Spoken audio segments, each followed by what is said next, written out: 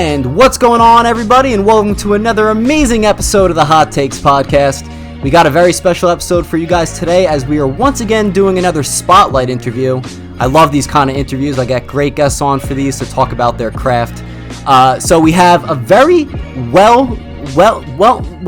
that's not the right word I was going to say. A very good singer here today with us. And her name is Kat Moran. So thank you for being here. Of course. Yeah. Thank you for having me. Of course. I'm glad you guys came down to spend the weekend with the fam and everything like that. Yeah. It's been an awesome time. Amazing. And James is the cutest thing ever, by the way. Thank you. Thank you. So we'll start off with a basic question. How's your summer been so far? Oh my gosh, I loved it. The summer has been great. Haven't done much traveling. We were planning on going back to Ukraine. I haven't been back home in 4 years now. The summer is actually 4 years that I haven't been back home. Oh, wow. Yeah, my dad hasn't met James, which James is 2.5 years old. So I haven't seen him in a long time. So I really wanted to go back, but with COVID and everything, a long flight, we just decided not to. Yeah. Not right now. Hopefully we'll go soon. Yeah, definitely. Yeah. I think, hopefully things will get better sooner than later, and you'll definitely be able to go back there. Yeah, thank you. I actually had a couple of questions about that, too, of when you came to the States and everything like that. So how old were you when you came to the U.S.? Yeah, so it's a long story. I'll make it short, but... Whatever, all good. My grandparents immigrated when I was born. Oh. So to Brooklyn. Right, Sheepshead Bay Area. Yes, represent. Yep. And my family, so my dad and I, my mom were supposed to, and my brother were supposed to follow. But then my dad had a business there in Ukraine, and he was kind of putting it off. So we came here, we lived here, we went back. But then I went to school here when I was 9 years old. I lived in Brooklyn with my grandparents. My parents stayed at home in Ukraine. With my brother, and I was here alone with my grandparents, going to school. Yeah, it was 5th grade, and then just for a year, I think their idea was for me to learn English because I came not speaking a word at all. Right. So I did really learn English that way, and then I moved back. And since I moved back, I always wanted to come back here. I just pictured that, hey, this is where I want to live. I didn't want to live anywhere else, which was funny because I was a kid, but I just knew that I wanted to live here. Right. And then 16, 17 years old, I went to college in New York. So I went to American Musical Dramatic Academy, which was a really fun experience. Nice. I lived in the city. So that's when I officially moved here. What exactly did you study at school? Musical theater. Musical theater. Yeah. Nice. But the funny thing is we don't have musical theater in Ukraine. It's just not a thing. We don't have Broadway. People really don't know what musical theater is.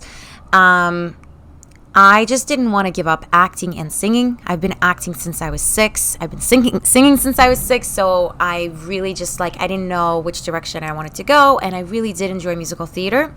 So that's why I did it. A little combination of the two in a sense? Yeah, exactly. Right, yeah. Was Broadway a big thing as far as an inspiration for you? Yeah, for sure. Yeah. Yeah, when I was in college, I really wanted to be on Broadway, right? But when I got out of college, I auditioned a lot, so for Broadway. But I just I don't know why. I never pictured myself maybe on Broadway. I don't know. It was interesting because I've met so many people in college that's what they wanted to do their whole life. That's been their dream since they were a kid. Right. Is Broadway. Yeah. For me, I didn't even know Broadway much because we don't have Broadway in Ukraine. Right. Yeah. To me, it was just acting and singing, which is awesome, right? So I decided to focus on acting actually after I graduated, and I moved to LA to pursue acting. Mm-hmm. And I gave up singing. And I gave up singing for a reason. It's funny, I was telling Kent that the other day. He didn't know that. But when I moved, I gave up singing because I was a bad songwriter. I couldn't write songs. So I was like, well, what is going to differentiate me from other singers out there? There's so many amazing singers. I can't, I don't think I'm the best singer. Seriously, I don't. There's so many amazing singers out there. I think everyone's their own worst critic, first of all. Yes. You are an amazing singer. Oh, thank you. I will say that. Listening to your songs yesterday and everything, I was like, oh my God, that's her. Thank you so much. Yeah. Thank you. But, so I gave up singing because I couldn't write songs. I really sucked. I don't know why, but I was terrible. I can go into it a little later if you want, but yeah, there's a it's funny how I just started writing. Just interesting. Well, would you say it was like a writer's block situation where it was hard to put the foot in the door sort of deal, and then once you do, then the ball starts rolling and you're able to write down more? I think I was too young. I think I didn't have enough stories to tell, and then when things started happening to me in my life, that's when I was like, oh wow, okay, I have something to say. I just didn't have anything to say. Right. Yeah. That's understandable. And I think every great song does have a story to tell as well. Yeah. Yeah. I think they're the most heartfelt, and it could reach out to others as well, and they could relate to it in a sense. So how old were you when you were finally like, all right, I'm going to get back into singing and songwriting? I was 22. Okay. I think so. The funny thing was I didn't want to go back to it. I got pulled into it. A friend of mine knew another friend, and they had a band, a pop rock band, and they were looking for a lead singer. But they needed the singer to be writing songs. And I told them, I said, I can't. I'm so sorry. I've tried. I really have. I can't write. I'm terrible. And they just gave me some music, and they said, here, just try it out. At the time, I was extremely sick, and I didn't know what was wrong with me. It was like there were, doctors already thought I might have Crohn's disease, but they didn't really officially diagnose me yet. Yeah. A lot of things were happening, and at that point, I did have something to write about, which was, how I was feeling at the time and how depressed it made me feel and things like that. So I started writing, and I can't tell you the songs were great. At least my writing, I can see over the years, and even now I'm looking at even the songs that just released. I'm like, oh crap, I could have done so much better. There's so much more I should say. But again, you're your worst critic. It's true. It's absolutely true. And you want to know what? It's good that you release these songs and you do see some things that you could change, because you could always keep that still in mind and, remind yourself of that towards your next project or next track that you work on. Yeah. I think everything's a work in progress, not just singing and acting and literally anything in the world. Everything's a work in progress. So I think people need to keep reminding themselves of that, because then people just become too hard on themselves sometimes, and maybe never even release what they're working on. What's funny is I have songs that I haven't released that I'm never going to release. Really?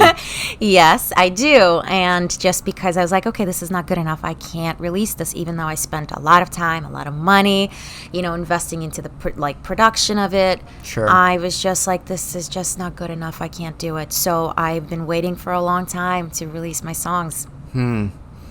Hey, I think more time is good, 100%, because you take the time. Even if you take a break from it once in a while, you start thinking of new things that you want to add to it and make it better, and ultimately make it the best that it can be. Yeah. So when you were younger and whatnot, when you were in school and everything like that, were you doing little school plays and everything like that? Oh, good question. So no, I was. Somehow my parents just knew, or they heard me singing when I was a kid. I don't know. So at 6 years old, in Ukraine, we have the school that's like a regular school that you go to, but it has an arts department. So you could either study arts, to be an artist, you could study music to be a musician, or acting to be an actor. So I was in the acting department. So I had normal, classes like any other kid would, but also lots of acting classes, dance lessons, singing, piano, all that stuff. So we had just longer days. If normal kids and normal schools would get out at 2, 3, we would get out at 6, Gotcha. Because we had all these other classes, which was fun. It was like an after school, extracurricular activity? Yeah, but it was all mixed up.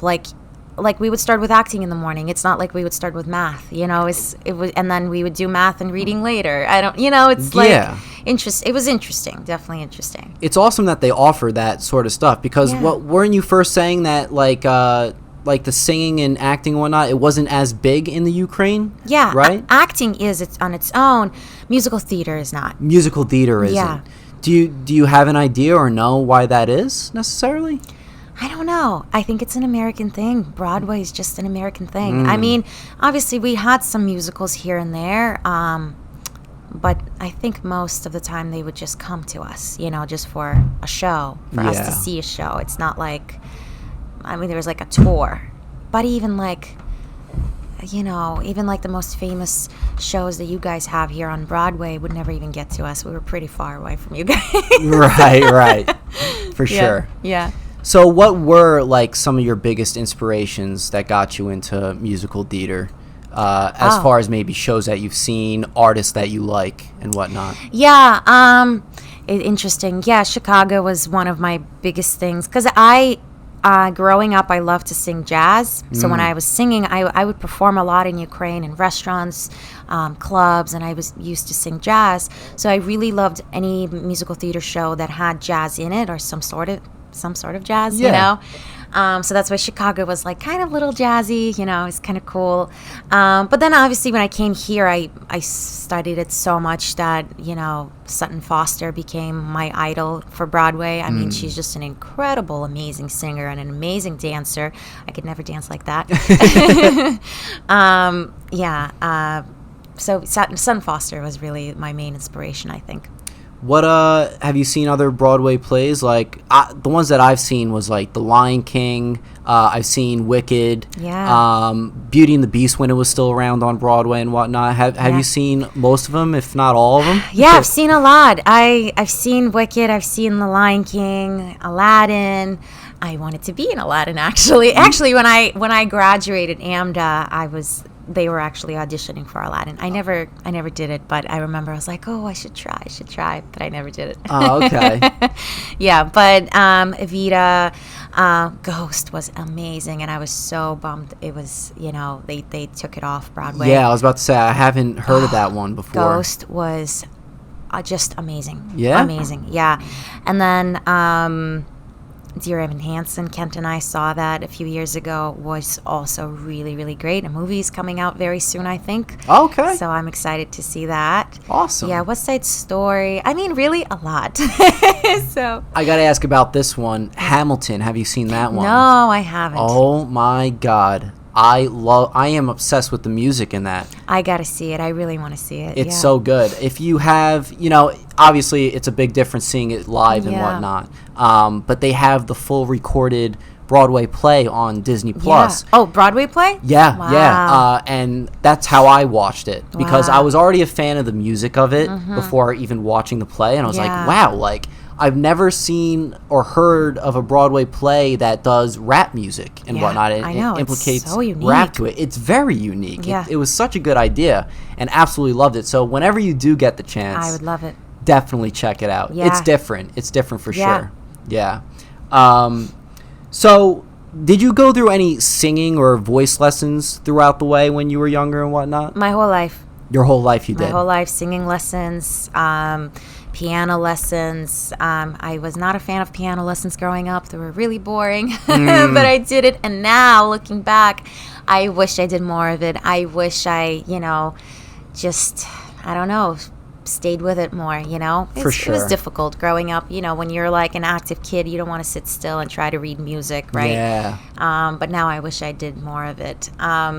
But yeah, so singing lessons my whole life, really, since I was 6 years old. And even like, it's funny because when I went to AMDA is right by, not Pace, oh my gosh, Fordham. He's right by Fordham. Okay. So it's not Upper West Side, but close to West 61st Street. Sure.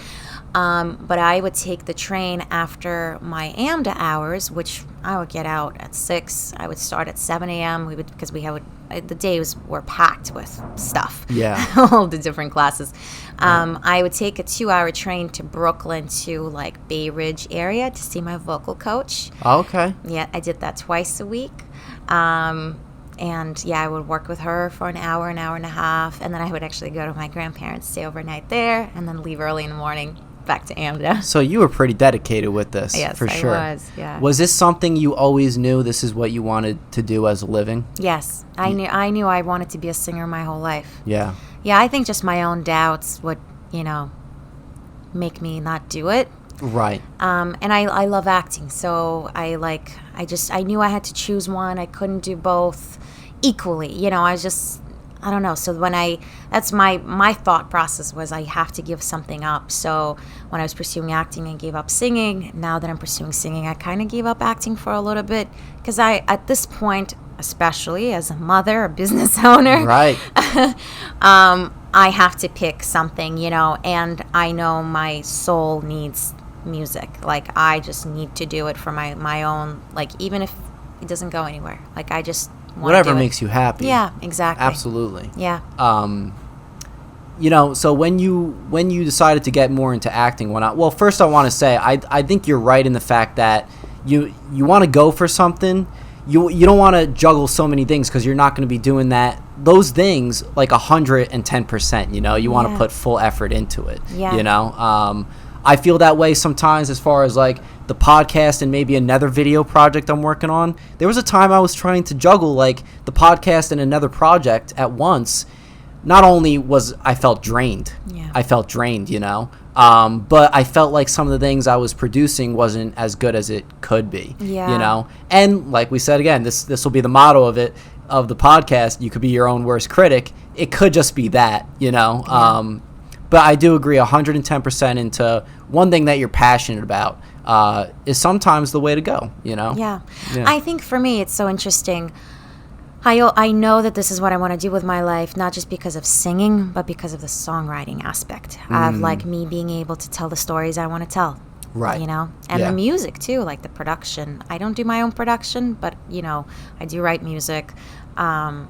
It's just the whole package, It's like, it's awesome. The way it makes me feel, it's like amazing. Can't replace it. The making process Exactly. is what makes it for sure. Exactly. Now, you said you don't produce your tracks and whatnot. I know Kent, when I had the podcast with Kent, he was telling me there was a group called Disco Fries, right? Mm-hmm. So did they produce any of your tracks as well? Yes, they did produce one of my songs, I'm on Top. Okay. Yeah, so I'm really excited about that one. Awesome. Now, are you in the studio most of the time when you're recording your tracks, or are you at home as well? And what do you prefer? I do both. We have a home setup, so we have a studio. Kent uses Pro Tools. I use Logic. Don't have the time to learn Pro Tools.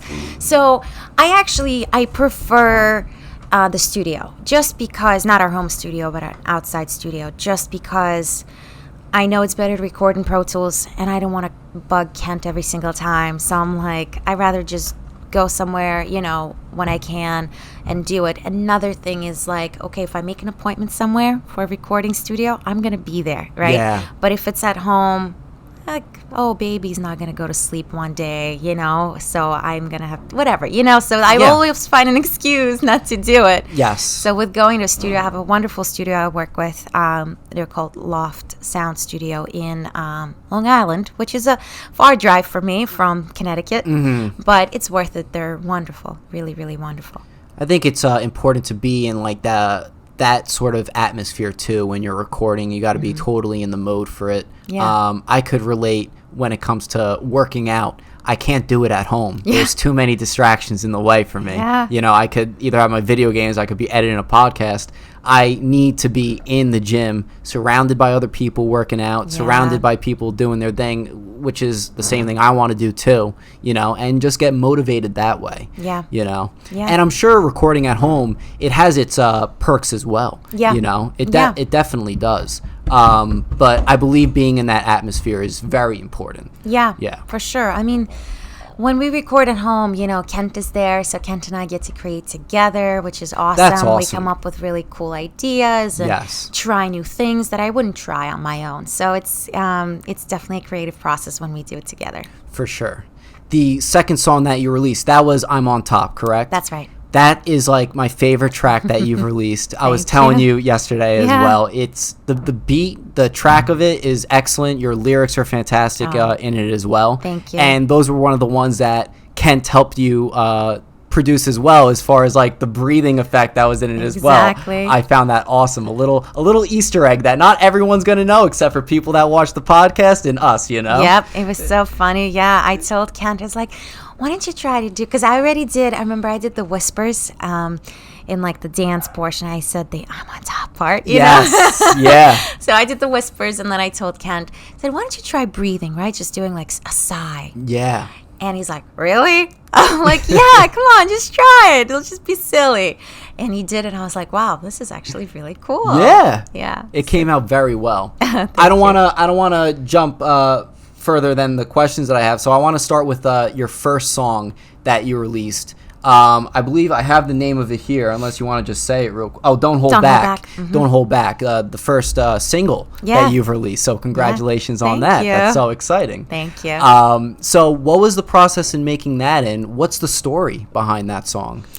Yeah, very interesting. I mean, the lyrics kind of, the name of the song speaks for itself, right? Sure. Don't Hold Back. So the story is really my whole life. I told you in the beginning of our interview that I was holding back. I was not releasing, like I had songs I was holding on to for a long time, and I wouldn't release them because I thought they're not good enough, or I'm not good enough, and all these doubts. And with this song, I said, finally, I'm done holding back. This is it. I'm doing this, right? So that's kind of that's why I wanted to release the song first, because I was like, finally, I just want to go for it. It's almost like a metaphor in some sort of sense. Like, this is your introduction and saying, it's like, get ready for my music because it's coming, you know? So that's awesome that Don't Hold Back is going to be, is the first one that you released. Thank you. So was that one that you recorded at home or at the studio? I recorded that at home during quarantine. Yes. Nice. Yeah, I recorded that one, and I'm on top at home with Kent on Pro Tools. Kent is actually in this one too. He sings the come on part. Oh, there you go. Yeah, in the chorus. So it's fun, which was his idea for a long time. So it was really cool. But I did the back vocals on the come on. I did like a really, really high part, like 2 octaves higher, like just like a screaming come on. Yeah. So it's in there. So both of these songs is a more pop feel. Yeah. What made you go that route with it? And is that not your niche to it, but is that what you gravitate towards more? I really gravitate toward pop dance, kind of like that's what I want with my music. I always like to, have something more than just pop. Sure. But yeah, definitely, it's not, it's like there's a little bit, in Don't Hold Back, there's a little bit of EDM in there, but it's not full EDM, so it's kind of in between. I like that. I like the little mix of it for sure. Yeah, thank you. And I'm a big fan of EDM in general. So I remember when we were listening to it yesterday, I'm like, yeah, I could rock with this. This is awesome. Thank you. Yeah, absolutely. Thank you. So when it comes to making the song itself, right, do you usually find a track or have someone produce a track for you and then make the lyrics? Or are you someone that makes the lyrics first and then goes to find the track that fits it, or both? Good question. I do both. Okay. I really do both. It depends on the song. But this particular one, it was actually music first, but it was a different DJ that I worked with, and unfortunately that didn't work out. And then I already had the lyrics, the melody, and I really wanted to keep the message, and I think it didn't work out just because it wasn't too dance for me. There wasn't like that EDM. Oh, I'm sorry. You're good. It wasn't like that EDM that is there now, and Yes. I wanted that really bad. So I worked with a different producer on that, Donnie Klang. He's with the Loft, actually, Sound Studio. And I did, I'm on top. I did Don't Hold Back and I'll Be Alright with him. But yeah, so I already had the melody. I never do just the lyrics on its own. It always comes with the melody. Sometimes, actually, it's the melody first and then I put the lyrics. And then I do, like, if I'm just writing a song from scratch, then I'm trying to find chords on the piano. We do something on the piano. So that's how I wrote I'll Be Alright. Gotcha. I think it's also depending on just how you're feeling at the time too, and whatever pops up in your head. Maybe you have a good lyric for, maybe you don't know what song yet, you just jot it down or something like that. Yeah. Do you find yourself doing that as well? Oh yeah, all the time. I mean, I have thousands of voice memos. You know? Yeah. Right. Yeah. So I do my little silly songs and whatnot. Like, I made a song about COVID on the guitar and whatnot and everything like that. You know, they're not serious. That's for sure, right? But I always find, for me, I make the lyrics first, and then I find something that goes with it, sort of deal. Yeah. That's just for me, and I know it could be different for a lot of people. Everybody's creative process is different, you know? So I just wanted to bring that out there. No, yeah, for sure. Everyone's creative process is definitely different. And I think it's a great thing too. You know, it makes their project unique. Yeah. Yeah. For me, usually, most of the time, I come up with the hook first. So like, I'm trying to even remember with Don't Hold Back. Like the stay close to anything, like that was the thing that I came up with first. And usually, it's so funny, it's usually very, very quiet that I do it, and it's like this, I was like, what am I feeling right now? And I'm just like sitting there and like exploring how I feel, and then I just like, oh, why don't I just open my mouth and see what comes out? Yeah. And that's kind of how it happens for me. With I'll Be Alright, right? That was like a really dark time of my life when I was really sick, and I was a message to myself, you know. It was just me saying, I'll be fine, you know. Everything's going to be okay. Do you believe, like, the hook is, like, the most important part of the song? The hook is definitely very, very important. Yeah. Yeah, it needs to be catchy, you know. Right. But so is the rest of the song. Sure. You know, for sure. Like, I think I'm good with the hooks, and then verses get difficult for me, because I come up with something, I think, catchy for the hook, and the verse, I'm like, okay, well, how do I do this? And, you know, and then you kind of have to tell the story, too, with the verses. So verses are always difficult for me. The verse is like the meat and potatoes. Yeah. For sure. Yeah. That's the big meal right there. Exactly. Yeah, for sure. Is your mission with most of your songs to get people on the dance floor and dance to them? Is that what, like, you like to picture in your head? Oh, it's a good question. No, actually, I don't think so. The mission, it's interesting. Good question. I think the mission is just to share what I feel with people and how kind of help them go through whatever they're going through at that moment. For sure. So even though my songs are kind of dance, there's always a little bit of darkness in there, so it's not like a really happy pop. I don't know why, but I don't do that. It's a little darker, but it's also with the message, you'll be fine, no matter what, you'll be fine. Even like Don't Hold Back, right? I'm on top, so I'm on top is about, you know, me not being on top, right? Me being put down by some people, like, oh, you'll never be good enough. Or me, myself, telling myself I'm not good enough, right? And then proving to myself, no, I am. I'm on top now, so I am. So things like that. So I think it's really always about the message for me. Definitely. And I think those two messages that you have, well, for all three, actually, is very important and can relate to a lot of people as well. Yeah, I think you you. picked good messages to go from. And not that you picked them, but it's how you were feeling at that time, right? Yeah. Yeah, I think that's what it's all about. Yeah. Let's talk about the song I'll Be Alright now. Yeah. I know that you were saying that each of these songs have a deep meaning to them. But I feel like I'll Be Alright has an even deeper meaning than those two. And I know it means a lot to you as well. Yeah. Right? Yeah. So if you can, explain for me what the backstory of this song is all about. Yeah. Interesting. Yes. So I'll I'll Be Alright. I wrote a long time ago, tell you the truth. I wrote the lyrics, the melody, and like I had a little bit of a rough demo with like a piano version first, and I was sitting on it for a long time. But I wrote it in a really dark moments of my life where I just didn't know if I'm going to be all right, you know? I might be tearing up when talking about this, tell you the truth. Oh, it's all right. But I know so many people are out there right now with Crohn's disease, other diseases, you know, and depression, a lot of different things, obviously, you know, don't know what's wrong with them, right? That's the scary part. Like, I was going through this when I wasn't diagnosed with Crohn's. I was like, what is wrong with me? Am I ever going to get better? You know?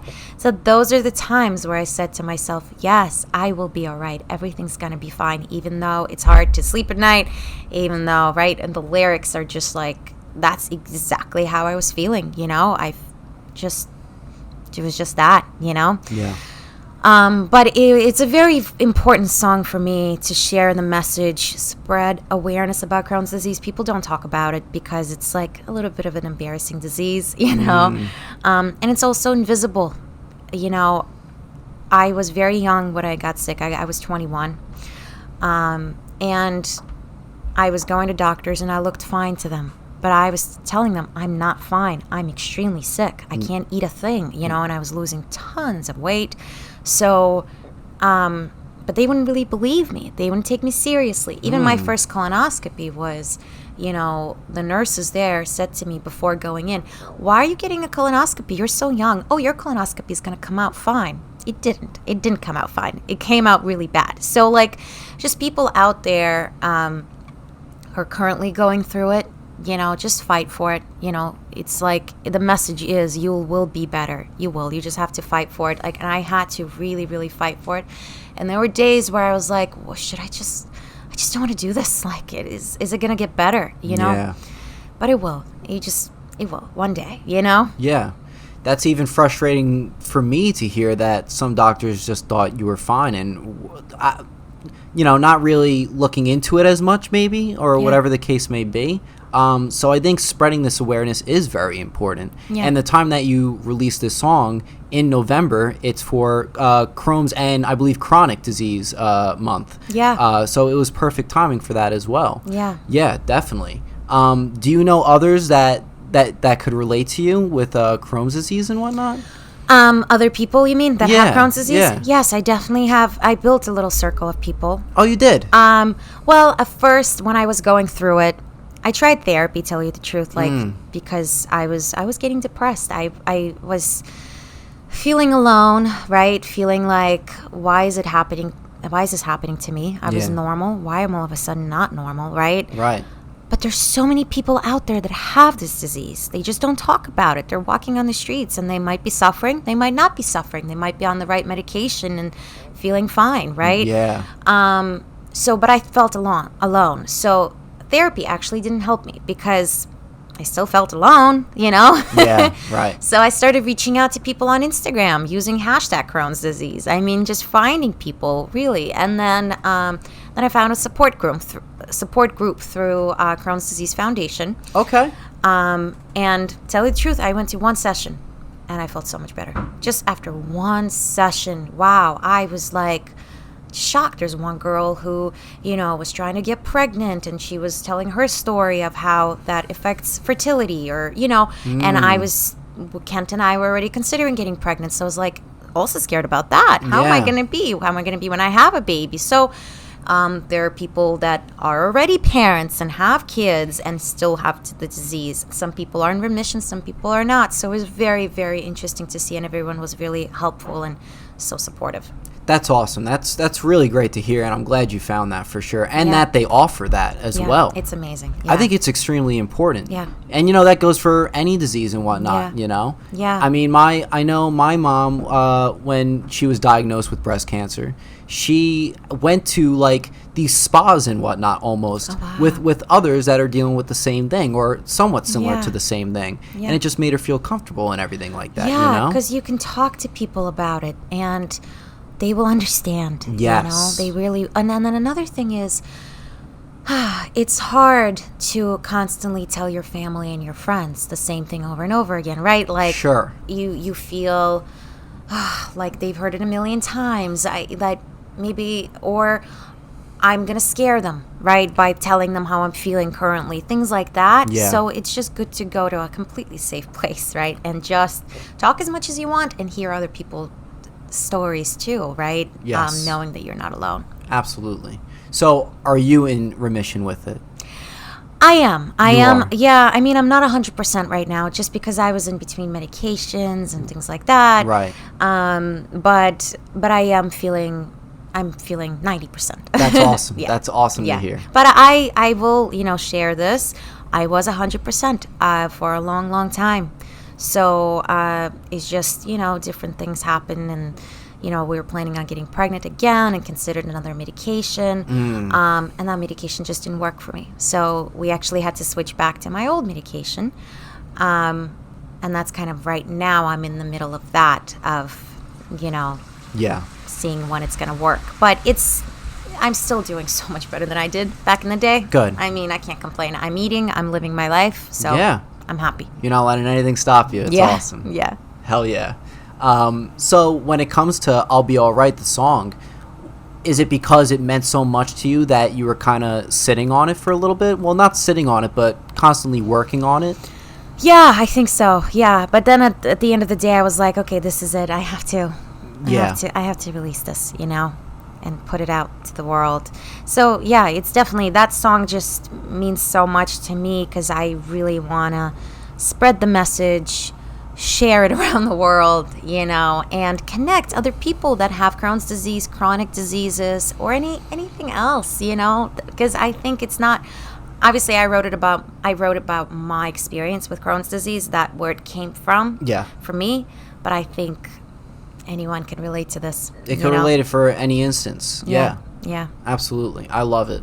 Thank so, you. no problem. So those were the 3 songs that you've released. Yeah. Do you have anything in mind that you're working on soon, or that you're currently working on now? And I'm not forcing you to say what it is. It could be behind curtains and whatnot, but are you currently working on other projects? Yeah, I am currently working on a couple more songs. As I take my time. So I do want to make sure they're perfect, but I am working on a lot of covers.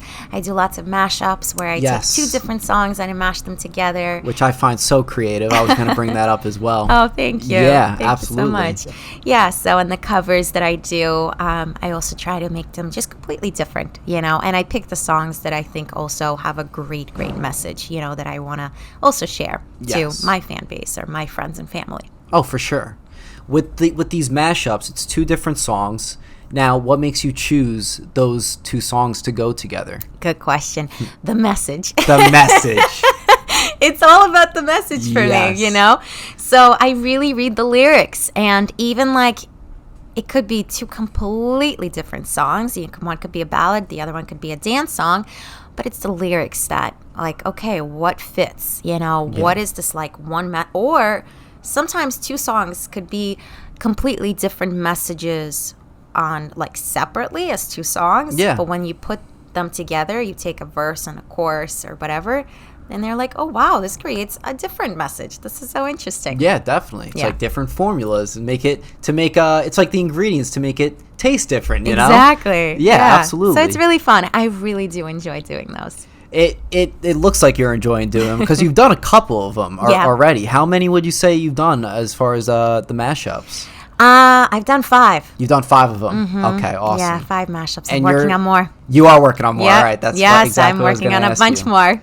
I think that's a great and creative thing that I feel like a lot of people don't really do that much on TikTok and everything like that. So I know we were talking about TikTok too. Yeah. I think the mashups would be awesome to be putting on there and whatnot. Oh, thank you. And I think people will love them. Thank you so much. I actually do want to do one big mashup one day of 50 songs. I know it's crazy, but I really want to do it. I still don't know how I'm going to do it. Yeah. But I'm going to do it. I think it's a pretty big task, but I think it's something that you're definitely capable of and will do it. Thank you. I know you put your mind 100% on everything, so I know you'll be able to do that. Thank you. And I think that would be legendary.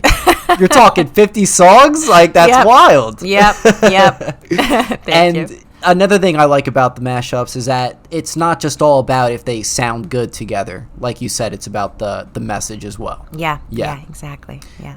Where were you filming those mashups? Home.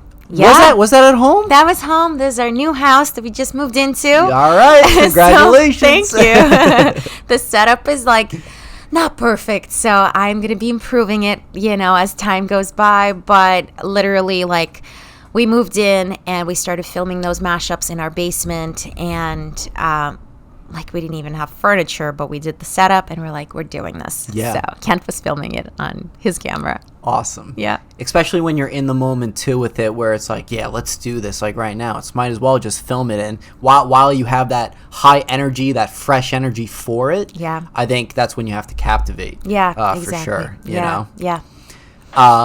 So I want to talk a little bit also about the acting and voice studio, which I want to say is I feel like I know you so much now because of this podcast, and I want to say that I'm extremely proud that you founded this company, this organization. Oh, thank you. It's incredible. Thank you.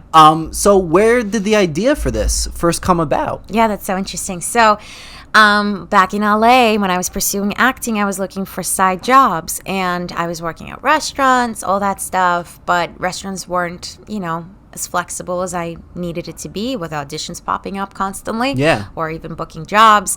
I wanted to teach on the side, so I started teaching singing lessons and acting lessons on the side, just from my own house. I got a little piano set up, and that's kind of what I was doing from just on the side. Yeah. But since then, I've always wanted to open up a school. I don't know why, but I was like, oh my gosh, wouldn't it be cool if I open up a school, that's my own? Yeah. So then Kent and I moved to Connecticut, to Greenwich, and I started doing the same thing. We had a basement setup of a little bit of a recording studio / acting studio with a self-tape setup. And I was teaching private lessons, right? Again, singing lessons and acting lessons. And then I was like, what if I start hiring teachers from the city to come here and teach group classes? So I started looking for some working actors that are on most popular shows, right? And I invited them to come and teach. So we started doing that. Then we got a space on Greenwich Avenue in Greenwich, right?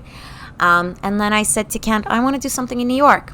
So we started doing New York classes, and New York really, really took off. And Greenwich, we noticed that kids weren't really into acting lessons. They weren't. They were really so focused on academics, sports, and dance. And I thought, oh, maybe because they're focused on dance, they will be focused on acting. But no, acting doesn't help them get into school, like a good college, right? But dance does. So I realized they just don't want to waste their time. I mean, the kids are so busy nowadays with everything going on with sports, that it just seemed like it wasn't really taking off. So we decided to close Greenwich and just focus on the city. And the city really, really took off. During COVID, we just made all of our classes online. Yeah. We made a really, really fast transition to Zoom, and that really, really took off for sure. So we actually started working with a lot of agents, casting directors, and managers. Even before COVID, that's what we were doing. Yeah. But now we can open it up to the world, right? So people from Europe, Japan. Absolutely. From so many different countries and different coasts, East Coast, West Coast. We have, people from Florida, even Texas. It used to be people would fly in for our classes to New York. Now they can just go on Zoom. Right. So it's really, really great. Another great part about it is that we started hiring teachers from all over the world as well. So we had some London casting directors, London agents, Canada, and New York and LA. That is awesome. Oh, Atlanta too. Atlanta as well. I think it's awesome that you made it so accessible for so many people. And did you see a spike of students come in because of that? Yes, for sure. During COVID, especially during the quarantine, yeah.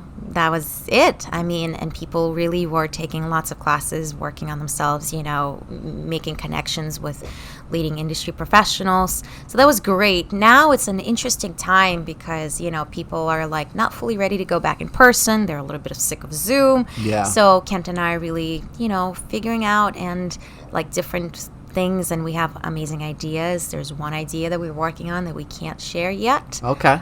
But it is going to be coming soon. It has to do with acting and voice studios. And we're really, really excited about it. Awesome. Was going virtual always a part of the plan? Was that something you always wanted to do? That is so interesting. Yes, it was. It was. It was. We just never had the time to go for it. So COVID just made us do it. Yeah. Yeah. Almost like a blessing in disguise, almost sort of deal? Yeah, exactly. Yeah, it was so interesting.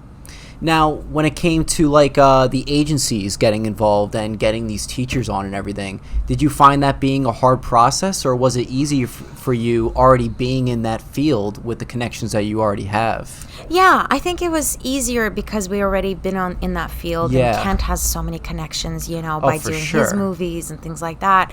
So, yeah, and then just like over the years, because we've worked with this agency and this agency or this casting director, other casting directors want to join because they've seen, we've been working with lots of different people. Now you just go to our website and see who we work with. Oh, right. So that's kind of, they just go to our website, they see who we work with, and if they are interested in teaching, they come to us, which is great. Yeah, that's awesome. They're coming to you, which is fantastic. Yeah, coming to us, or we are inviting them. So Yeah. it's both ways, really both ways. Awesome. I love it. I think you're doing a great thing with this. I love how you're helping people prepare for auditions, acting classes alone. You do voice acting as well, right? Yes, voiceover. Voiceover work as well, which I think is incredible. Thank you. You know who needs some voice acting work? Sebastian Stan. You know who that is? No. The Winter Soldier from Marvel. Oh, yes.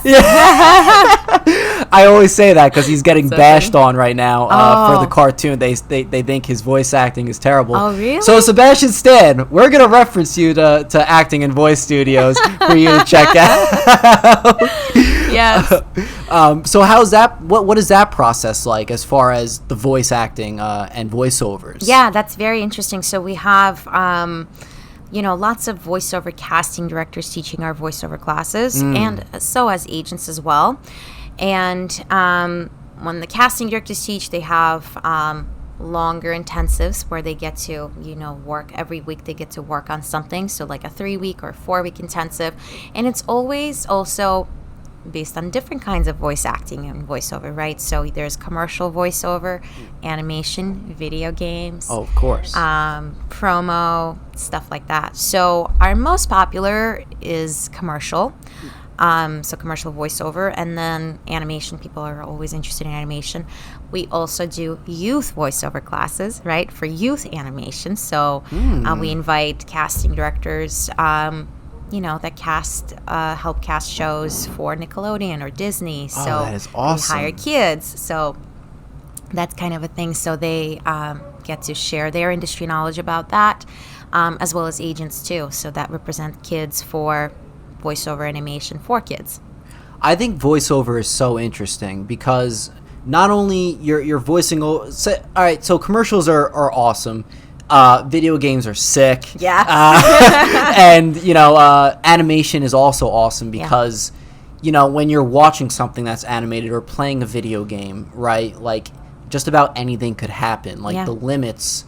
There are no limits, you could do whatever you want with it. Yeah. And you basically have the voice actor bringing life to these characters and everything like that. And I think it's actually the voice acting and voiceovers are actually the most important part of a commercial, of an animation movie, TV show, of a video game. Yeah. It brings life to these characters, or it brings life to the product that you're advertising and everything like that. Yeah. So I think it's amazing that you're offering this as well because it's a very important part of media. Yeah, for sure. Yeah, thank you. And then during COVID, of course, so many things were on lockdown. People couldn't really go and shoot things, right? Yeah. So voiceover was very popular during COVID, at least during quarantine. So lots of people came to us for that, to learn voiceover or to make connections and figure out how to advance their career in voiceover. Sure. Yeah. Awesome. I love what you're doing with that. I really do. I think Thank it's awesome. And Kent is also the co-founder for Acting and Voice Studios as well. Yes. So how is it? You both seem to always be working with each other, which is awesome. Either when it comes to your music, when it comes to filming stuff, and when it comes to this studio company. Yeah. So how is it like working with him? Yeah. Do you guys collaborate more often than you ever thought you were going to? Oh my gosh, yes, that's Yeah. for sure. In general, Acting Voice Studios was not a plan of ours whatsoever, not mine or his. It just happened. Yeah. And then it kind of blew up. And we're like, okay, I guess this is what we're doing, you Right. know? And it's just the aspect of helping actors, you know, because like when we started out, I was like, I wish I had this, you know, I wish I could connect with so many people and learn from them, right? Yeah. So, so that's kind of the reason why we're doing this, because I think it is really important for actors out there. And I think that it really could help them. But to answer your question, how it is working with Kent, we love working together. So, you know, Kent and I are together 24/7. Right. We raise James together. We do music together, as you said, filming, whatever, and then Acting Voice Studios. And, you know, we always talk about work or always talk about music or his career, my career, figuring out the next steps, helping each other. He did something that I've never done before, and then he's helping me, or vice versa. So it's really been great. With Acting and Voice Studios, I mean, he's so creative. He comes up with amazing ideas, you know, not just with Acting and Voice Studios in general, with everything. Like, he wants to be, you know, well, I actually want him to be the director of my music videos. And I want him to be the director of all of my music videos because I think he's so super amazingly talented. Yes. You know, I mean, he's an amazing actor, director, and filmmaker. Oh, absolutely. Yes, I love my husband. You know, that's something I wanted to touch on too when it came to your music, is the music video aspect of it. Are you planning on doing music videos for all 3 of these songs that you've released? Yes, good question. I'm planning on doing a music video for I'm on Top that will be directed by Kent. Surprise. And I will also be doing a music video for I'll Be Alright, which will also be directed by Kent. Awesome. But I'll Be Alright is going to be a really different type of music video. Kent came up with an amazing idea, which, you know, I've always wanted to do something like this with the song especially, but we'll basically, hopefully we'll be able to get some people to share their stories about Crohn's disease in the music video and spread awareness that way. Yeah, and I don't think you're going to have any problem finding people like that because, like yourself, you want to spread this message and whatnot, you know, and make more awareness towards it. Yeah, awesome. I can't wait to see those. Those are going to be great. Thank you. Absolutely. Thank you. So that's all I really had for you. You did a great job. I want to thank you so much for coming on. I really appreciate both you and Ken. Oh, thank you. And if you want, before we end, if you want to plug in where they could find you on social media, and anything like that, you could go right ahead as well. Yeah, of course. So you can find me on Instagram, TikTok, Twitter, Facebook, YouTube. My gosh, so many social media channels. There is. It's nuts.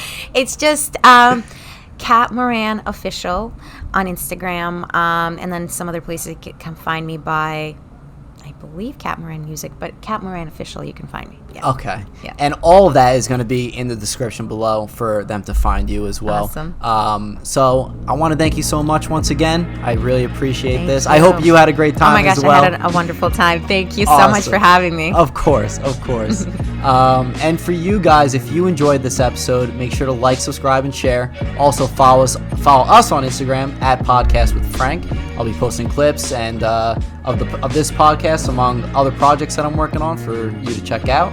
And we're also on Facebook and Twitter at Frank Videos. We're on TikTok too, but you don't really need to look up us on TikTok. Just follow the other ones. That's fine with me. And that'll do it for us. So with all that being said, have a great night and peace out. All right, so like I said, this next one's called the Just Like Bill, but except no sex stuff hot sauce. Because did not have sexual relations with that woman. All right, guys, cheers.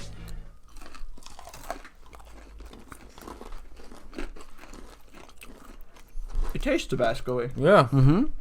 A lot of vinegar in the front. I guess that's what the lack of sex stuff is. Tabasco. Yeah. Instead of chlorine, it's vinegar. I do like this one.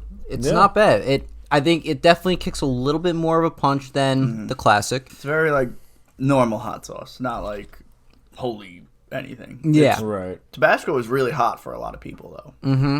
It's true. It'd be good on eggs. I'll give it a 8.2. I'm gonna go basically where I would rate Classic Tabasco, 7. I think I would give it a 6. I was gonna give it a 5, but like, you know, as you said, the label, like the comedic relief.